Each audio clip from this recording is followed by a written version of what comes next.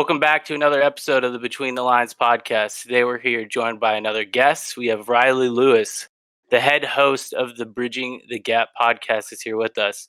How you doing, Riley? Good. Great to be here. Excited about today. Awesome. We're glad to have you. So before we hop into our topic today, we're going to just do a little bit of sports time machine. So for today, which is May 5th, in 1978, Cincinnati Reds player Pete Rose became the 14th player to get 3,000 hits. Nice. So today, May 5th, in 1969, the Boston Celtics played the Los Angeles Lakers, took them to Game 7, and they ended up winning 107 to 102. That made them NBA champs 11 or the 10th time in 11 years. And following that game, player coach Bill Russell retires and Sam Jones also retired. Pick up with the Boston Celtics too, throwing it back to 1995. Last basketball game at the Boston Gardens, where unfortunately for the Celtics, they lost to the Orlando Magic. Yes. So that wraps up our sports time machine for today. So our topic for the show today is going to be about the NCAA and the new and upcoming rule changes regarding name, image, and likeness. So I kind of want to do this roundtable style here, guys. But let's just start off with this question here. At this point in time, what are your guys' feelings about the NCAA? What do you think about the current relationship between the student athlete and the governing body? And obviously, at this point, until the new NIM laws come in place either by the states or the NCAA decides to change it themselves, the only thing athletes really have are obviously they can apply for like grants and like tuition or financial aid like any other student, but it's mostly just scholarships at this point. But you kind of look at the bottom lines and the huge revenues a lot of these powerhouse sports programs are making, and it seems like a little bit almost as if the NCAA, the universities, and the coaches are getting rich, but the people that are out on the field doing the work that is providing the product, they're not seeing any of that wealth back. So I kind of just want to hear what you guys have to say about the current model that the NCAA is operating in. Yeah, definitely. I think the NCAA is kind of struggling right now because, everybody's questioning why are they making so much money? And then you have all these players on the field who are not making anywhere near that, or not anywhere near that, absolutely nothing. So there's definitely some questions that need to be answered. And I think it's been a question for the longest is why aren't they getting paid? And they're doing all the work. So I think they're kind of in a sticky situation. And then like you look at like the new things that are happening, new players going into the G League now. I think the NCAA is getting kind of nervous. I don't think they're, not sure of how to handle this situation right now. So Yeah, I mean, I totally agree with Kyle, but I think one of the main issues with the NCAA right now is the trust issues between the NCAA and the players. We've been watching like NCAA doctors telling their athletes they're ready to play just for the sake of the team, and then actually risking the players to get even more injured. We saw what happened to Tua, and it was with a big school, so who knows what can happen? I feel like the players are going to start like looking back at NCAA and just taking other options instead of just going to college. Like Kyle said, we're watching players going to the G League right now. Players going overseas, going pros just to get that money and actually have some insurance for the rest of their lives. Because if you don't get paid in the NCAA and you got doctors telling you you're ready to play and risking your body and your whole future just to play for a school that doesn't give you any money directly instead of scholarships, I mean, it's starting to get a little bit cranky, that relationship between both. Definitely. Absolutely. Yeah, and on that point, there are a couple of things I'm hearing, but yeah, the relationship between the NCAA and the players, the actual student athletes, has been corrupted. Correct. Some time ago, I think we can all agree that this became a business. And I remember going to San Diego State games and watching Kawhi Leonard play. And it's hard to quantify how much money a university makes when they have a team like San Diego State that previously spent a season going undefeated, but they make a lot of money. Every game is sold out. Concessions makes a lot of money, and that money goes to administrators it goes to programs, it goes to coaches and assistant coaches, but it does not go to the players. So if I'm a player right now, I'm thinking that I'm being exploited for free labor. And my reward is a degree if I want it. And a lot of kids, we also have to admit, aren't there for a degree. They're there because they want to be a professional athlete. Furthermore, there are a lot of kids who come from a place where they honestly had humble beginnings and they really could use the money a lot more than the NCAA. So one thing I think we can all agree is that the NCAA has become a business and it's a corrupt one. They have, right? Sorry, like, continue. And so something needs to change. And something I think we're sort of talking about now is this, separate league where players can stop. Basically, the NCAA monopoly is going to come to an end. That's what's going to happen. We're going to trust bust the monopoly that is the NCAA over, student athletes and collegiate sports. That's what I think is slowly happening. Yeah, I think you just hit a lot of nails on the head there. One point that I really like that Thiago made there is you think about like in the last like 5 or 6 years, like, obviously like the better teams in college football, I believe you just have to win 6 games at the D1 level to make it to a bowl game. But you think about the players that are like slated to be drafted in the first, second, third, and even fourth rounds. Sometimes they're skipping out on those bowl games just due to concerns about, what if I suffer, a season-ending injury? Obviously, that's going to, affect my draft stock, or even like a career-ending injury. It's like, why should I be laying it out on the line when like I have so much, financial gain ahead of me in the future? So I think that's another interesting topic. But now, in looking at the status of where the kind of name, image, and likeness laws are, there's a lot of states that have actually like passed their own legislation. I think there's around 10 states now that have passed bills to make it so that athletes can benefit off their own brand and image and likeness. The NCAA itself is hoping that states will actually repeal these bills, though, because they're trying to make the rule changes themselves. Because where it gets tricky here is when you have different states enacting legislation, the dates on all of those legislations are different. So, like in Florida, the name, image, and likeness laws could pass, say, 9 whole months ahead of California. And then it gets complicated when it goes into recruiting, because then, a lot of the best players from all around the country are going to be like, man, if I can go to Florida, I can get that bread now. Like, what's the point of like being here in California? Who knows? Maybe I'm just going to go play college basketball for 1 year and then try and go to the league. So I think that's interesting. But I don't know. I also think that I feel like all in all, this NIM thing is a real like positive step in the right direction for student athletes in the NCAA. Like we said, it'll allow athletes to take on sponsors as well as monetize their accounts on social media and platforms like YouTube.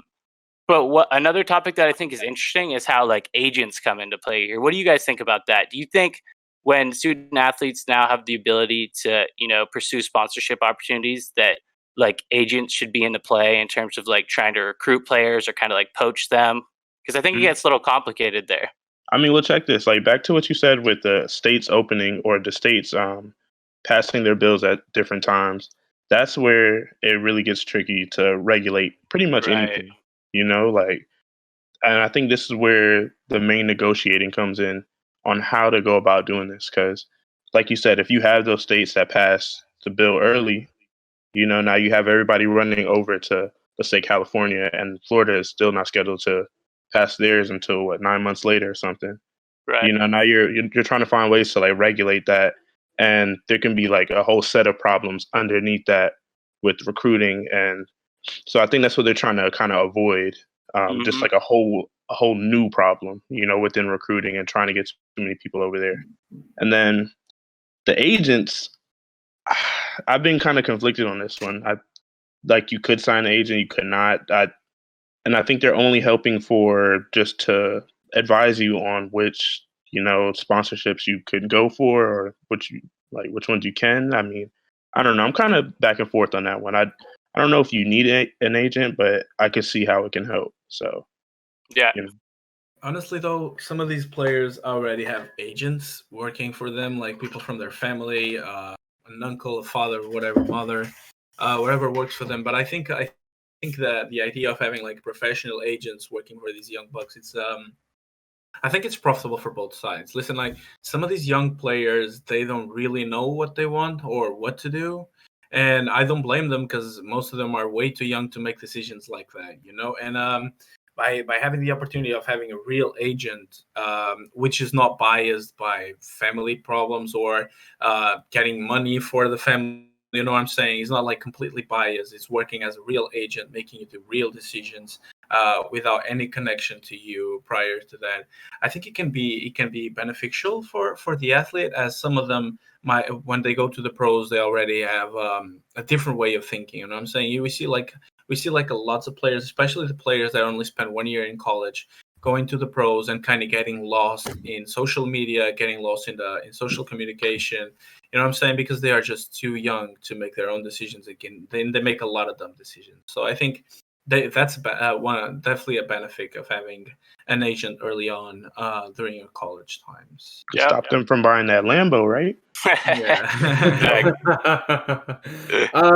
Well, I mean, obviously, I do think you have to ask, why is the agent motivated to do it? If it's as simple as they get a percentage, I can live with that. But you have to. I want to make sure that the agents are also being regulated. But I do think that, to Tiago's point, it's true that being a great athlete doesn't mean that you're a great business person, and it doesn't mean that you necessarily know what to do when a bunch of schools are offering you lots of money for different contracts. So it's nice to have a seasoned professional who's seen the industry and knows what it's about, and they know when a good offer is a good offer, and they can honestly tell you your worth as an athlete, and they can give you personal advice. I think that helps take the pressure off of student athletes, which is what it should be about generally. And I think the NCAA, one of my problems is that they definitely don't do that. They make it a very hard, difficult process in some ways for student athletes to be successful. And when you look at shows like Last Chance University, where a student makes one mistake, God forbid, one mistake, one poor decision at one party, and their academic or their athletic scholarship is pulled, and they can no longer afford a university. And that's their whole life. It's over. So I think it is nice to have someone who basically will go to bat for you and who will be able to honestly tell you how much you're worth, what's a good deal, what's bullshit, and what you should do, and give you advice. Look out for you. Yeah, I think those are all great points by all of you. The one concern that it's kind of two concerns that I have about agents here, kind of Riley touched on a little bit. I feel like, to an extent, this isn't true of all collegiate athletes coming into their respective universities, but I feel like obviously some portion of the population of college athletes, they kind of come from humble beginnings, maybe where either, excessive amounts of money weren't like always around the family, or maybe it was just like a little bit of a struggle growing up. So I could kind of see like maybe agents that aren't coming at it from the right perspective, kind of not like poaching or taking advantage of people that don't like have like a real financial education, or they have like a dire need for like financial assistance right away. Because I feel like that's kind of like the population group of students that will kind of like just try and get their hands on the money like as fast as possible. So I could see agency being problematic there. And then one other point that's separate from agency, but I've been reading about. So obviously the NIM rules haven't been set in place, but there's a lot of companies that. So the main idea behind these companies is that they're crowdfunding from either like individuals or companies that say, hey, once these laws take place, like we want to be the first ones to get in on sponsoring college athletes, because like obviously it's lucrative business. But the thing is, like they have escrow accounts right now, right? Because it's not legal, but they're just sitting here waiting. So it's not just going to be agents getting involved; it's going to be like companies as well. But I think the biggest thing is having transparency between the NCAA, the sponsors, and the athletes. Because if you can if the positive conversations, like everybody understands what's going on, I feel like there's less of a likelihood that one party is going to be taken advantage of. And I think the NCAA and universities need to do a good job of making sure their students are being protected here. Yeah, I think that's all good stuff right there. Pretty much what I feel like is somewhere along the line there's gonna be miscommunication, and that once again I think that's where things are gonna go wrong. So I don't see pretty much any of this being really successful in the next couple of years. Yeah. So and that's why I'm starting to think routes like the G League are are going to be the move for a lot of young players. Yeah, There's just a lot that's going wrong with this. So totally. And then I think like another point that's interesting is like if you look at sports in general right now, obviously the XFL, like, with the coronavirus, like obviously the league failed, but I'll be curious like if McMahon can like crowdsource again and get enough money to get the league up and running. Because if you think about it, you can go play professionally in baseball out of high school. Now in the G League, you can go play professionally out of high school there. In football, as I understand it, you can go straight from high school to the XFL. Obviously, that's an if it comes back. But the only real league right now where they're forcing you to stay in college or not league sport, is college football. So I'd be interested to see if like the NFL ever would consider changing those rules. Obviously, like I feel like 18-year-old kids going against grown like 27-year-old men on the foot. I don't know if that's very advisable from a health standard, but I don't know. And then my next question for you guys is, what kind of problems do you think sponsorships could present for athletes? Like more so like with the recruiting process, because the way I see it is now, like when a university or like a coach or just like a specific team within a university is trying to like recruit high school kids, like it's no longer going to be like, hey, come play with us. Like we have a history of winning. We'll get to bowl games every year. Like we'll be playing on national TV. Like now the situation is like, hey, like we want you to come here. Look at all the different businesses in the community. There's all these different sponsorship opportunities. There's all these ways for you to make money off your own brand. So I feel like, do you guys think it's gonna like really change the recruiting process and how like schools and just athletic departments go about it? yeah, real quick, I'm just going to say that that's going to be like another thing they have to add in their recruiting pitch, right? Mm-hmm. So when they go and they speak to athletes, they're like, "Hey, we have this, this, and this." Now they're gonna have to start talking about, potential other potential sponsorships that they could have, or that's going to be presented to them. So Absolutely. Yeah, I think one of the main issues here is that education itself is going to be even less valorized. Like, it's not going to Yeah. have value at all now. Even like it was not that much valued before, since players only cared about going to being on national TV or going to big games. But now it's going to be even less, adding the sponsorship opportunities and getting money. So I actually wanted to pick up on that subject because, not every player is like Tim Duncan, that values education a lot and Mhm. wants to finish his whole degree before going pro. But I think while the NCAA is not going full on with these opportunities for players to get money, I think players are going to like opt out of education, because I think like when you go to the G League directly, or you go to a minor league and you just skip college, you skip a big chunk of education, and your career can end 3 years from now if you get like a season-ending injury or like a very serious injury. Then what are you gonna do? You only have high school on your records. You can go back to college, but you know what I'm saying? You're kind of a bit late, and then you don't develop the skills that you need for another degree, and you just focus your whole life as a young athlete into one thing. I think it's kind of risky, but I totally understand the pressure that some families might do to an athlete to go earn money early in his life and just skip college. We don't know the struggles that some families go through in order to put their younglings to go play pro right away. But yeah, I definitely agree that going back to the sponsorships thing, I agree with Kyle. It's going to be another thing they're going to have to be adding to the pitch, and they just have to, if they want to recruit players in the future by these terms, they just have to make sure they got the players back. Yeah, well, and one thing we've been talking about the recruiting process generally is transparency, right? So Mhm. one problem I really see happening is a situation where a university estimates that they might make $4 million annually off of selling T-shirts for a particularly good receiver, and then only offer that receiver $100,000, and that kid's going to think that's the moon, but really they're paying him, pocket change compared to what they're making. So that, I would hope, is where an agent or a booster would come in and say, wait a minute, you're not making a fair deal. We can see the value, projected in the market for, how much you're selling jerseys for, socks, hats, T-shirts, right, memorabilia, whatever you're selling, with his name on it or her name on it, right? So I just think one of the big problems is that athletes it should be very clear how much money they're generating and what their cut is, because I certainly don't want them to get pocket change and think it's the moon when really it's just 1 or 2% of how much the university is actually earning, because that's barely better than the situation now. So I'm talking 30%, 50%. For Christ's sake, it's your own name.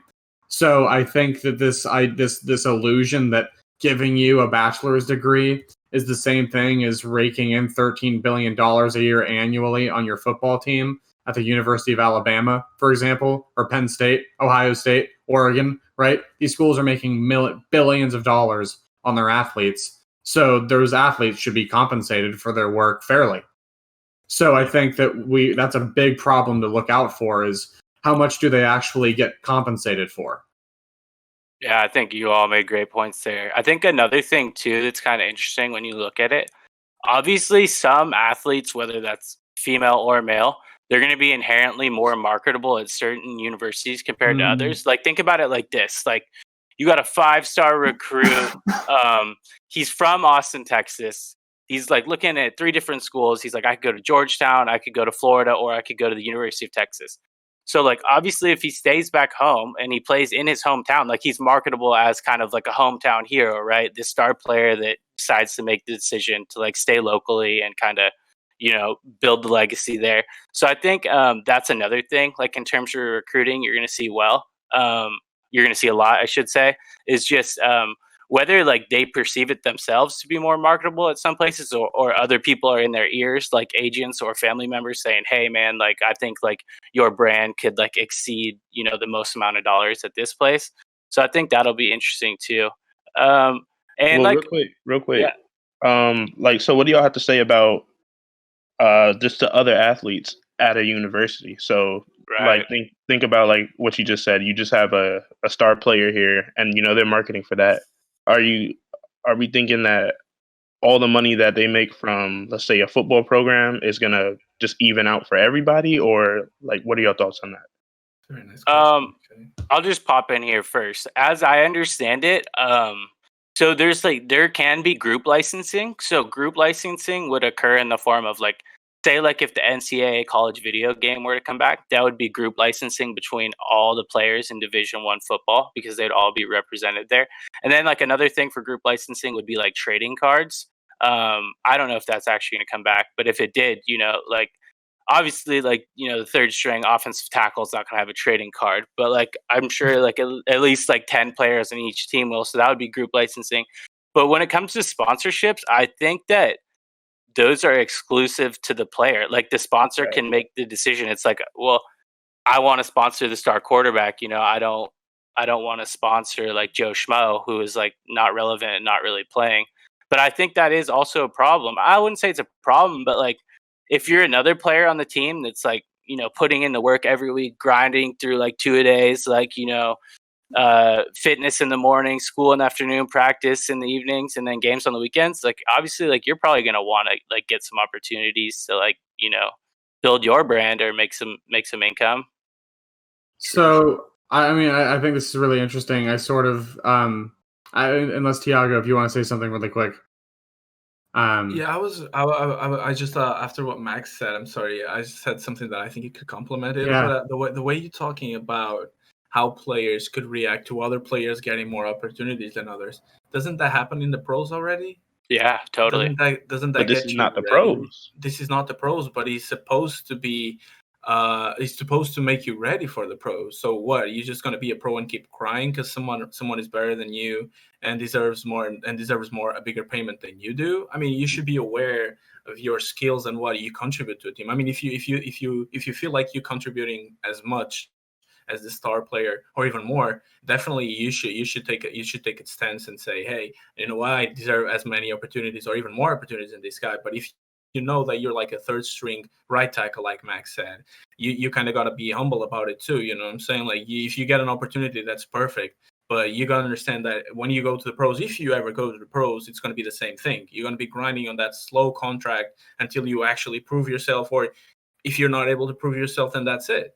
So I guess what Max is saying, it can be an issue for this type for these young athletes because, well, you're young and you feel like you deserve all the opportunities in the world, but at the same time, I think it's a great way to make you ready for the pros because it's going to be hard out there, and you're going to know that not always you're not always going to be the best player around, you know. Yeah. Riley, let me just tap in with two things really quickly here off what Tiago said before you go.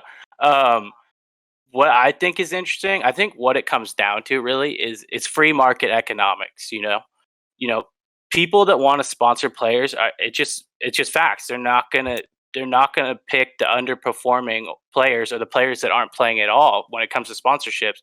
And then the other thing too is like just a thought here. But if you are on a football team and like say it's like a powerhouse, but you're not playing much or you're a backup, and there are like quite a few different players on the team that are marketable and are going to lock down sponsorship, maybe it's the time to take a marketing class, like maybe like if you're real intelligent and you're on that team too, like maybe you can find ways to be useful or helpful, just like in terms of like if they're not knowledgeable on the subject, kind of, assisting them in ways. And because I don't know, I feel like once you're already there, a part of the whole entire system as being an NCAA player. So if you focus your energy there, I'm sure you could do something good with your time.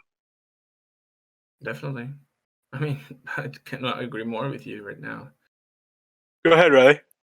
Yeah, well, so, I mean, basically, you sort of started off with what I was going to say. This is basically becoming Moneyball. Yeah. One thing I think that's happening is that each school is going to see, how much is an average player that is rated this well in their passing or in their, run speed and their agility and their height and their weight and their position. How much does it cost to have them? How much performance can I get when they peak perform for this amount of time, this amount of minutes in game time? How much is that going to cost us all together? And how many wins do we need to get to where we want to be? And so how much does it cost per win, per player, basically? One thing I'm afraid of is that schools, universities, especially with football teams that have traditionally big rosters, might start cutting people more frequently because they just want to trim the budget and they want more of that money to go into profit instead of input. That could happen, but I do think that this dynamic between schools, sponsors, and athletes is going to be weird. I agree that athletes should have their ability to market themselves and to freely choose sponsors they want to sign on with. And if they want to make a deal with local restaurants, then that should be their prerogative. But one thing I do think could be problematic is how do you weigh the value of a game-winning touchdown pass versus a corner that, or versus a good nose tackle, or versus a place kicker that can kick it from 65 yards in the snow, in the wind, right? So I do think one thing that's going to be complicated is how do you value basically the peak performance of certain positions comparatively, and how much money do you project that they're earning you, as opposed to because at some point you could just say who gets us touchdowns, pay them. Everybody else start getting us touchdowns. Right, and that could happen, but I don't think that the rest of the team would want to play with the quarterback and the receivers because they'd probably be they'd. So I think either what happens is there's one of two things. Either option A is that everybody negotiates their own contracts. They have agents and they have outside institutions that try to evaluate their positions, just like in real industries, like in tech now, where you can look up online how much does an engineer get paid on average in this city, how much does a player at the University of Alabama on average get paid if they're a quarterback and they start, right? Or you're going to have student unions form and you're going to have collective bargaining where people say, I will not play at your school unless I'm paid this amount of money at the very minimum because I need financial security. And if I'm going to commit my time to you instead of working, then you need to provide me some sort of financial security. So option A, again, individual, you just negotiate your own contract. That's it. Option B, collectively negotiate. Yeah, I think those are great points. I think it was back in 2014, but the Northwestern football team, they tried to unionize actually, and it was related to, Right. I can't remember the whole entire specifics, but I know it was related to just like the ridiculous amounts of money that the NCAA and powerhouse football programs are making, and they were trying to essentially bargain, that pay for play is essentially what they were saying. Obviously, that's not on the horizon, but that's something that we're going to touch on here later as well. But we can kind of just run by this one briefly. We kind of talked about it a lot already, but like, what do you guys see as some of the positive aspects of like NIM rule changes? Obviously, like we kind of talked about. So I listened to this for class the other day. We had to listen to this YouTube video about the Sloan Conference on Sports Analytics at MIT, and Saquon Barkley was there, and he was talking about the new changes related to name, image, and likeness. And he was saying, like, man, I was at Penn State, and I was like, junior year, I was on ESPN, Instagram, Facebook every single day, seeing my name being blown up. And he was like, yeah, like if I could have had sponsorships, I would have been able to, help pay my rent, living expenses, food. I would have been able to send, money back home to family members that were really struggling. And like another thing that I thought about too is like, if you're like gaining sponsorships for your play out in the field, like you could also start like investing money or learning like different business practices that will like, put you at an advantage as like you get older and develop.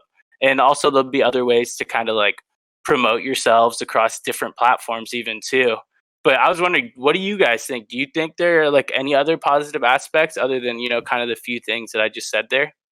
I think that's like pretty much hitting every point. That's what it's for. There you have these big athletes who are gonna be the front page of everything. I think that's what the whole point of it is, trying to fight for. They want to get paid because they see their name everywhere.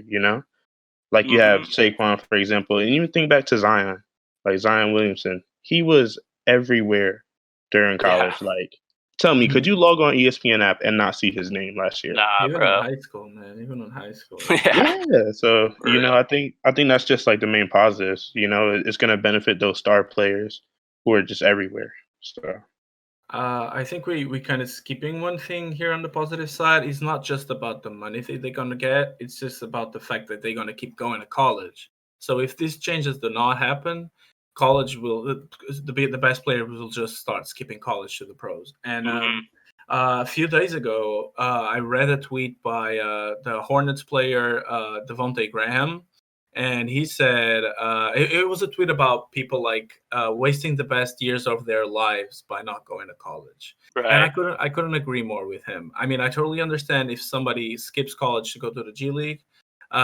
for money issues, but if these changes come to matter, I think one of the best positive things it's definitely keeping players in college and not only giving them education, because I've been talking about education through this whole time in this podcast, but we kind of keep forgetting that they are people too. And if I had to mention my best years of my life so far, it was definitely in college, And these players skipping college not only takes away the education, but takes away some of the best memories they will take in life with them. And this is not just about sports. This is about the player's life itself. I don't want these players wasting their lives just thinking about money and sports, They deserve some time with their friends. They deserve hanging out in college. They deserve all the college activities and fun things they give to you. And we sometimes we tend to forget that. And myself, I was forgetting about that too when I was exploring through this topic until I ran into that Devontae Graham tweet. It kind of opened my eyes to the fact that if it was me, I would like to leave those years in college too, and I would not be thinking just about sports. So definitely a positive side on changing these rules. Yeah, I mean, just in addition to that, actually learning some other skills besides your sport. So one thing I always get concerned about is how many people that go to college to play sports are going to wind up in the majors of their craft, and also how many of them are going to be able to play performance peak level without getting injured in games. So, I mean, frankly, in football, if your sport is running into other people, you're going to get injured. And so it's nice for people to have basically diversify their portfolio a little bit and not lay all their eggs in the same basket. Because what happens when you lose your athletic scholarship because you're now an asset and a liability because you're on the DL and they decide, all right, well, you just can't play anymore. That's it. I want people to, value their sport, but I don't want their whole world to revolve around their ability to play at some superhuman peak performance where they train 5 hours a day and then they travel constantly and they never get a break. Because eventually the human body is going to say, nope, this isn't happening anymore. It happens to everyone. Welcome to it, being a human being. So I just think it's really important, as Max was saying and Tiago was saying, get an education, become a well-rounded person, an athlete, a thinker, a marketer, a student, a citizen, right? Become a well-rounded individual and make sports a big part of your life, but don't make it your whole world. I think that's kind of what we're coming away with.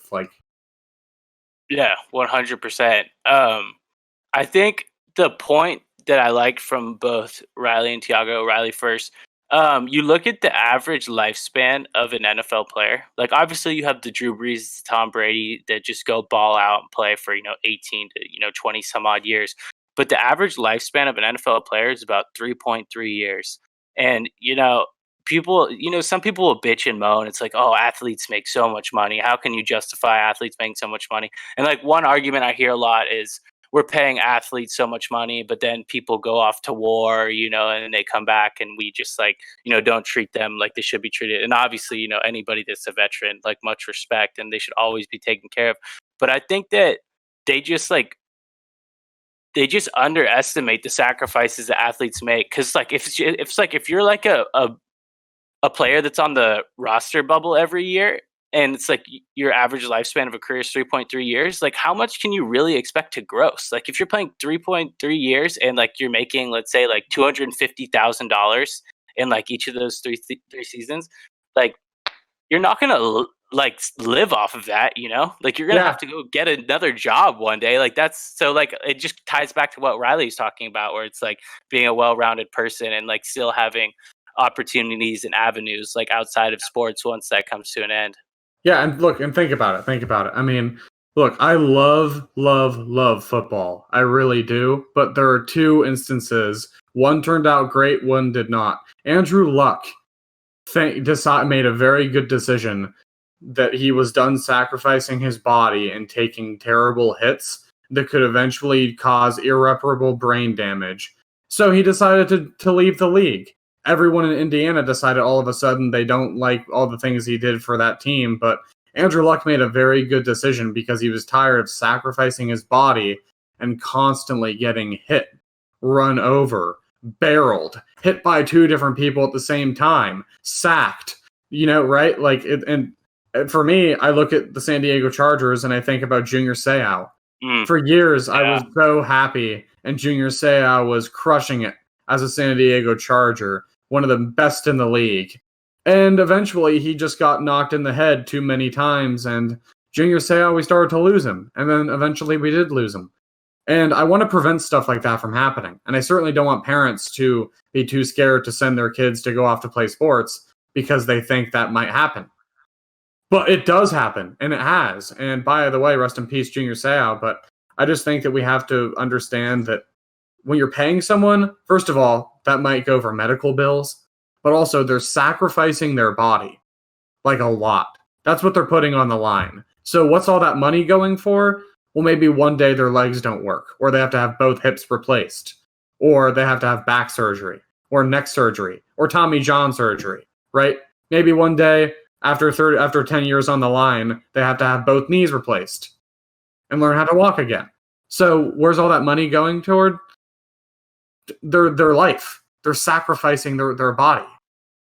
Yeah, 100%. And then I think let me just pick up what Riley said. I'm sorry. I totally agree with you because I come from where I come from in Portugal, we play football, American football, for free. And we don't get paid anything at all to play it. And there's where you see the passion for the game itself, because you're putting your body on the line every day. We used to train 3 to 4 times a week and have games on weekends on terrible condition, like fields. Like once you got to the ground, you burned your skin off, and people keep playing for years and years. And I saw way too many people quitting the game because of one injury, because they didn't have enough money to get back into the game. So there's a lot of passionate players in football, and whenever people say why do they get paid so much, I can totally relate to that. I play football for free too, so I saw how passionate and how much love people have for the sport itself and for the team. You bond with your teammates when you play a sport like that. But all of that money, wherever people think it's just for luxury and just brings like drugs and shit to the players, all that money is mostly because you might, like you said, you might get hurt. You're gonna have problems in the future for all that passion and all that those games you played, and that money maybe it's not gonna be enough because there are some damages in your brain that cannot be repaired.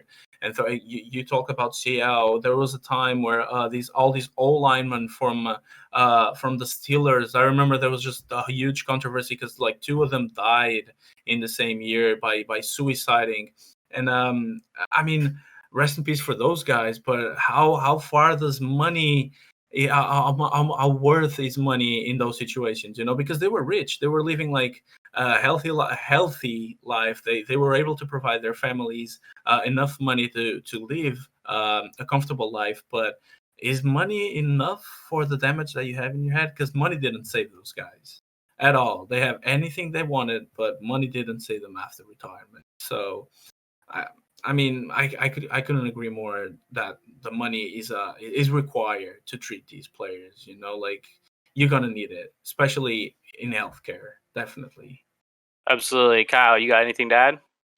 No, I think it's all great stuff. Like, a lot of positives on why, players or a lot of positives coming out of the situation. I think I agree with y'all. I think everybody, should not miss an important part of, your life.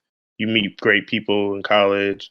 Some people form great bonds with new teammates. So it's just a lot of great stuff coming from there to add to the money thing too. So Yeah, absolutely. And then I think another player we can talk about most recently too. You talk about Luke Kuechly, right? Like it's been well documented that I can't tell you the specific number, but I think it's north of 5 concussions in his career. Like, and you just, I remember he did his announcement on ESPN. Like he was kind of just sitting in this chair and there was a camera on him, and he was just, he's kind of just struggling through this retirement speech, and like I couldn't help but think like I can almost kind of see just the way he's talking right now and like the emotions that are pouring out. It's just like, it seems like, I don't know, maybe it's unfair to say, it just seems like he got hit in the head too many times, but you just like can't help but wonder sometimes, because like that guy was on top of the game. He was one, top 3 middle linebacker in the league, and he walked away from it all the money, just to like, try and remain sane, and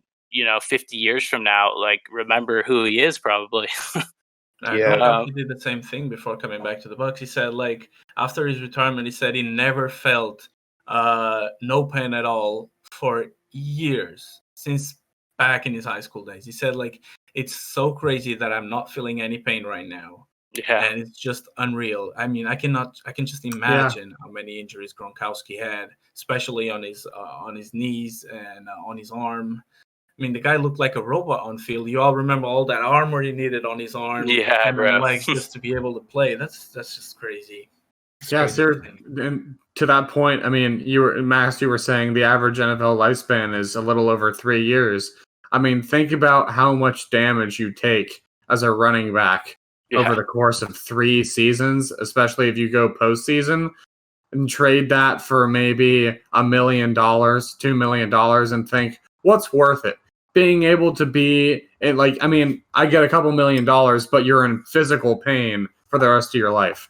So it's something where it's like, look, I love the sport, but I honestly understand the people in society who decide to play it are doing it out of passion, and they should be paid because they're sacrificing their bodies so that we can be entertained. And I'm happy that people want to do that.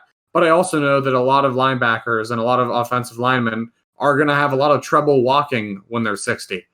Yeah. And they're not going to be raking it in then, right? But I'll be moving just fine. So I think that it's admirable, but they should be that compensation should reflect the fact that there will be a lot of lingering damages that you don't really think about, but they're there. And 3 years is not a lot of time to make money off of basically throwing your body out there and saying, hit me, beat me, tackle me, throw me on the ground. for 3 years. I look at some things where I just see a receiver jump up for a ball and then get flipped. Someone runs into their legs and they get flipped. And I'm just thinking that's why they get paid a lot of money. You want to go do that? Like that shit? Does that look fun to you? When a running back is running and two people hit him from two different sides, does that look fun to you? Because we'll give you a lot of money if you want to go do that. So I really appreciate it. A player I think of in this situation is Christian McCaffrey. Yeah, like he's an every down back. You see in the ways he's getting into the end zone, he's getting flipped. Just like you said. So those are like he's getting paid. Like we said, he's getting paid. I think he's like the highest paid running back right now. He just got that contract extension with the Panthers. Yep. But that's just tough stuff. I mean, like, how long is he going to be able to do that in the league? Look at Marshawn Lynch, man. Look at Marshawn Lynch. Guy used to be a freaking truck. Yeah. He used to run over people, and people used to run over him, and he would still be on his feet running. I remember on one of his last seasons in Oakland before he came back to the Seahawks. I remember a play where he got like 2 or 3 yards, and it was like 3 people on the top of him. That's just insane. How much pain does that man have after the games? I cannot imagine. That's for real. I think about Deshaun Jackson. There was a great game against where the Eagles were tied 31-31 with the Giants, and the clock was basically last play of the game in the fourth quarter. And Deshaun Jackson receives a kick, drops it, picks it up, runs through the middle of the field, and he still scores. He makes it to the end zone. And it's like against the Giants, right? Yeah, tied against the Giants in the fourth quarter. And I'm just thinking, all right, man, I tell you what, if you want to train your whole life so that you can catch a ball and then wear pads and outrun the entire New York Giants, then you've earned yourself a pretty good paycheck. Because you're going to be sore tomorrow. Tomorrow's going to hurt, like a lot. So because it's also, you're not just paying them for their performance now, but for the years of training, dieting, meeting with nutritionists, doctors, physical trainers, coaches, starting from the time you're 4, 5, 6 years old, right? So you're not just paying an athlete also for the time they give you, but for all the years of training and time they've dedicated to get to the point where they're good enough to play for you. So you have to respect that process. You don't just pay them for 5 minutes or a few games. You pay them for 12 years of working every single day at their sport. Yeah, and absolutely. It's beautiful to see how loyal those players become to somebody who treats them like that. I mean, you talked about Deshaun Jackson. That's one of my favorite wide receivers all time. And I've been watching his recovery again, because Deshaun Jackson is very injury prone, like we all know. He could be a way better receiver if it wasn't for all the injuries. And he's still recovering to play again for the Eagles. That's so crazy. He had like a season-ending injury last time. He came back and he got injured again last season. I remember that. And he's still rehabbing. Every day he's putting in work. I follow his Instagram, and he's just doing these crazy drills, keeping fans engaged with him, keeping in touch with everyone, and saying, "Hey, I'm still here. I still want to play for the Eagles." That's just insane how much you sacrifice your body for the team's sake, Yeah, what's pretty crazy about, I want to touch on one thing here before we move on, but what's crazy about Djax is like, the man's getting older, but he hasn't lost his step, man. He can still put those burners on and just go, which is pretty amazing with all the injuries, and just he's still out there just grinding. But then last point about the NFL, I can't remember. I think it's 2-something years, but players don't even hit the medical plan until they're in the league for 2 years. So let's say you play for a year and a half and you have a career-ending injury. Like, the NFL isn't paying for your medical bills. Like, that's on you. Like, you got to get past 2 years before you hit like the I don't know, let's just call it a medical insurance club for not having the namesake. But I think that's crazy too. It's like, you can come play for us. If you're a bubble guy, we'll pay you $250,000, $300,000 a year, and then maybe you get a career-ending injury, and then medical bill-wise until you're 80 or until you die. Like, yeah, we're sticking you with those costs. So that shit's crazy too. Let me pick it up. The hypocrisy with the NFL when it comes to players' safety is just insane. People are not paying enough attention. I mean, I remember them saying that their main focus is securing the players, giving them better, like bigger protections, and making sure they don't get hurt. And then they come with those medical plans, like you mentioned, and just for money's sake, they add one more game to the regular season.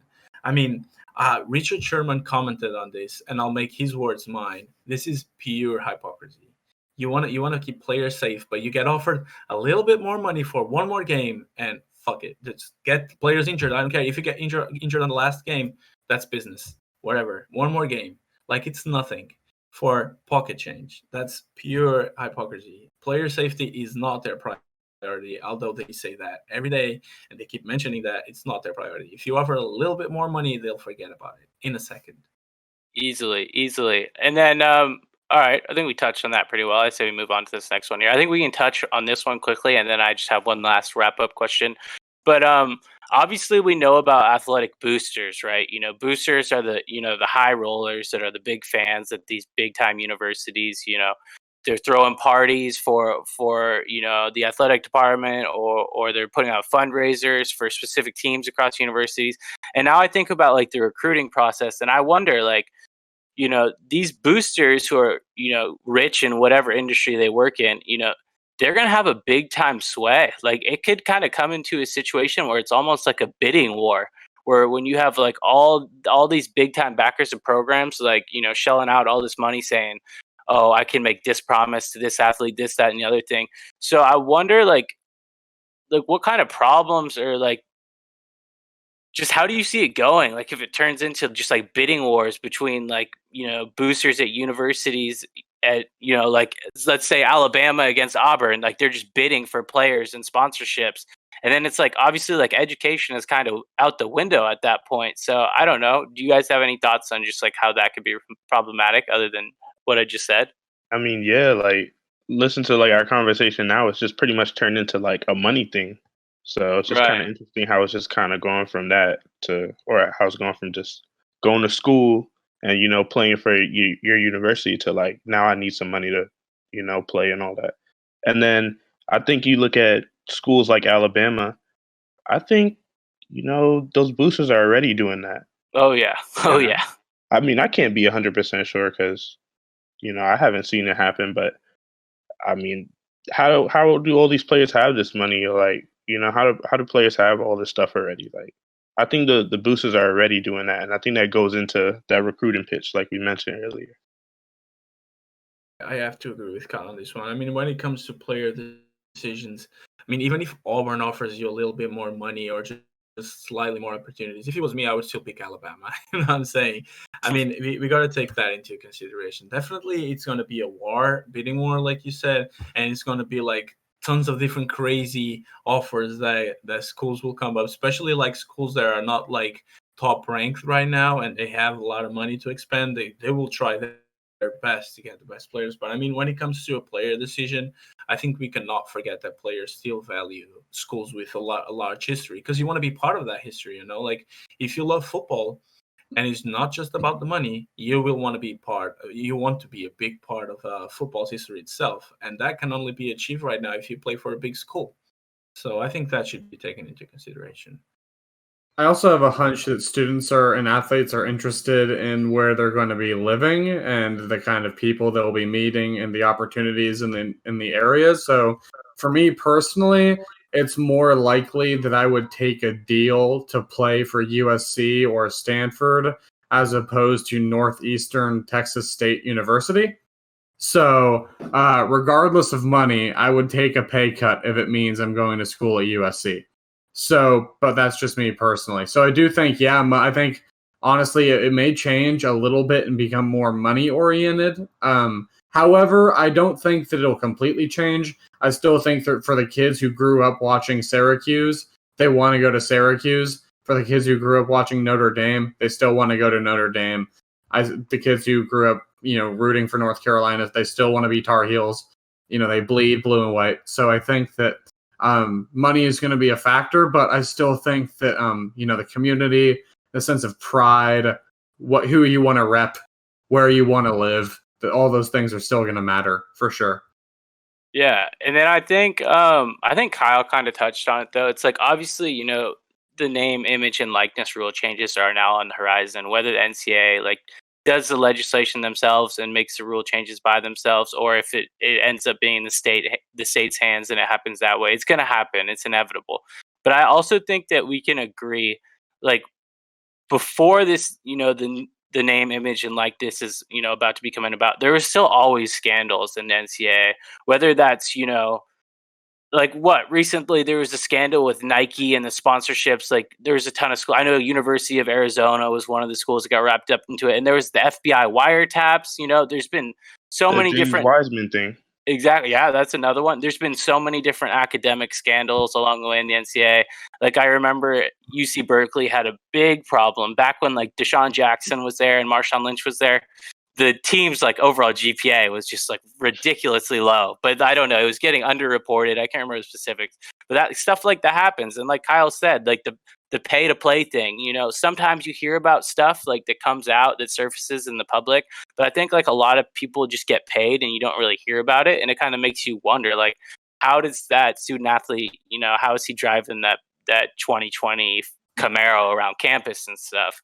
So, but the last question I want to ask you guys is, I think we can all agree that the NIM rule changes are a step in the right direction for the NCAA, universities, and student athletes. But my last question is it enough? Do you think that will be enough to satisfy and make things fair for players? Or do you think maybe 10 years from now we could be reconsidering, hey, at these big time universities where they're making all the dough, these players need to get straight up paid for their services out on the field? I'm curious what you guys think about that.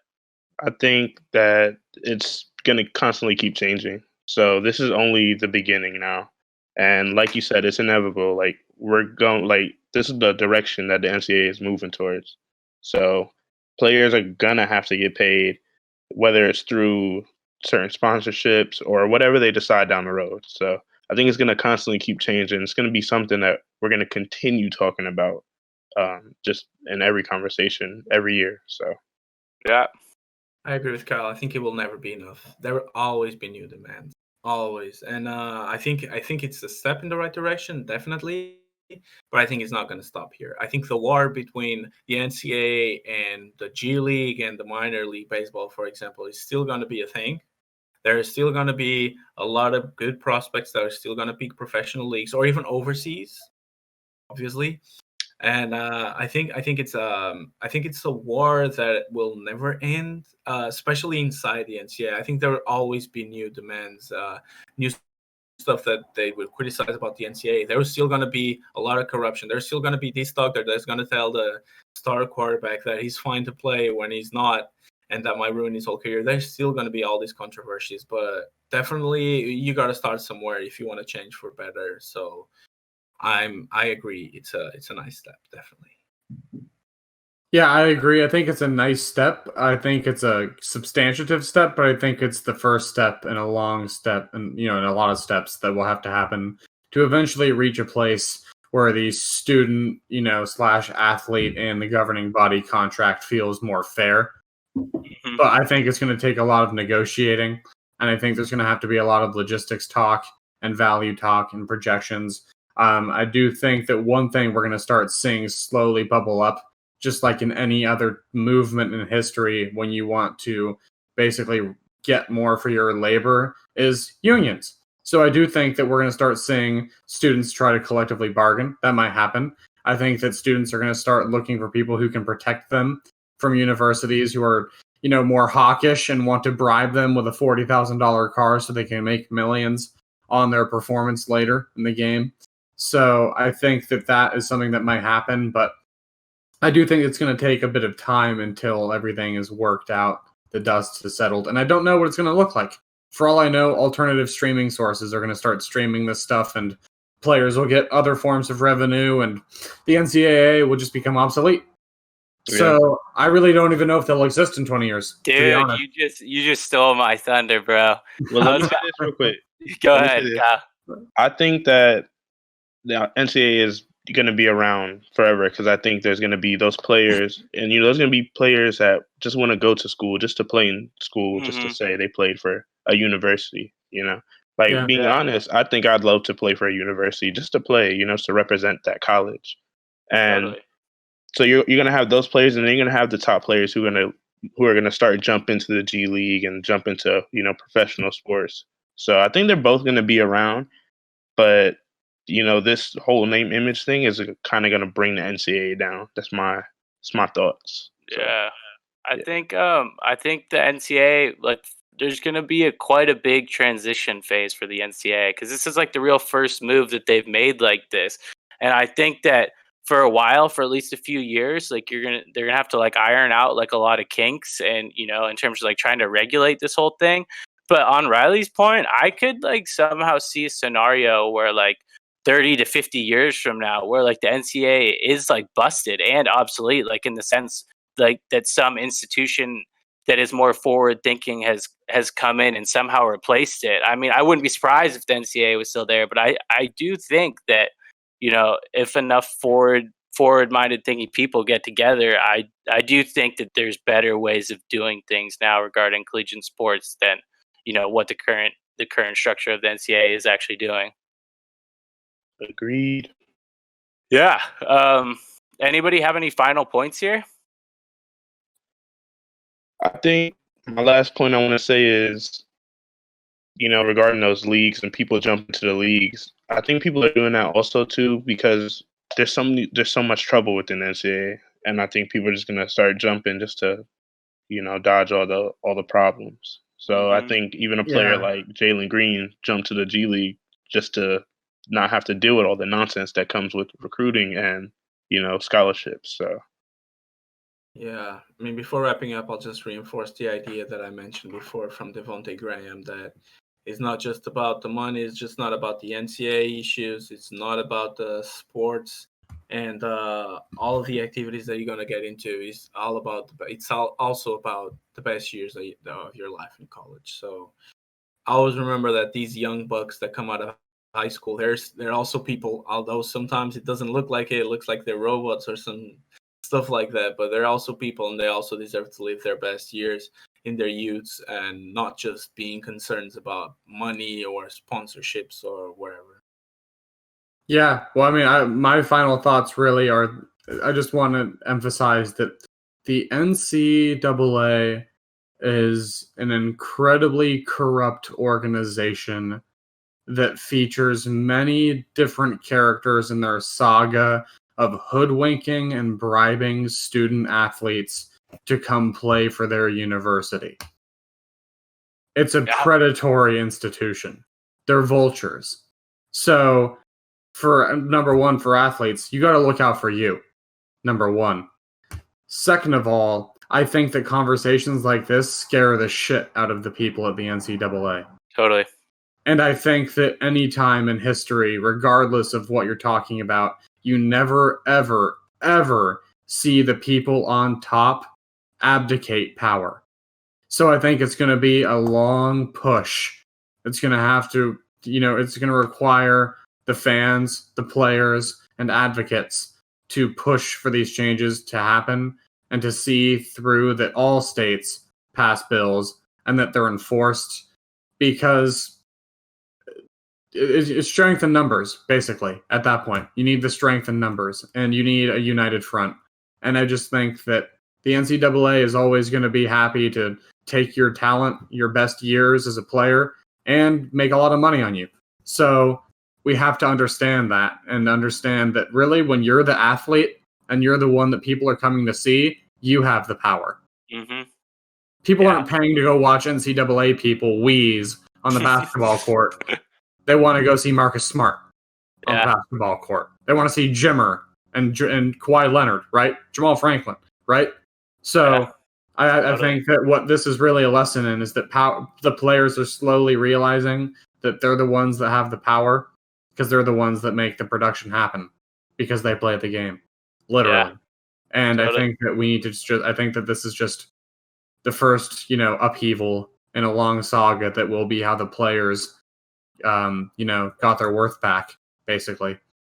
Yep. And then I think for my last point, it comes down to something that's fairly simple for me.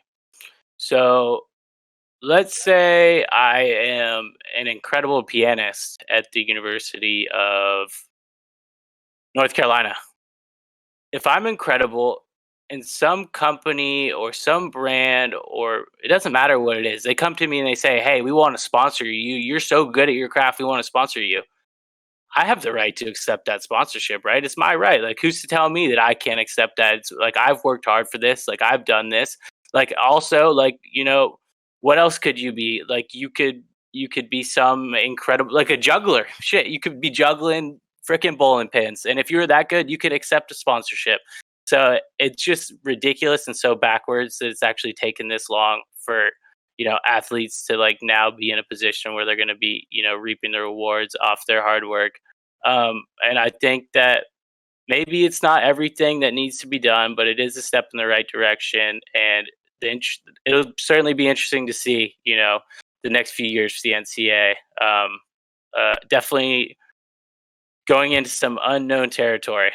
But yeah, I think that concludes everything that we wanted to talk about today. Riley, thank you again for coming on and joining us. Thank you for having me. Truly. Absolutely. And folks, don't forget, you can find Riley as the host of the Bridging the Gap podcast. You can find him on our channel here that we both share. Go check him out. Check out what the squad's doing. They're doing some great stuff over there. Thank you. Thank you again. Yep. I think that wraps up, Eric.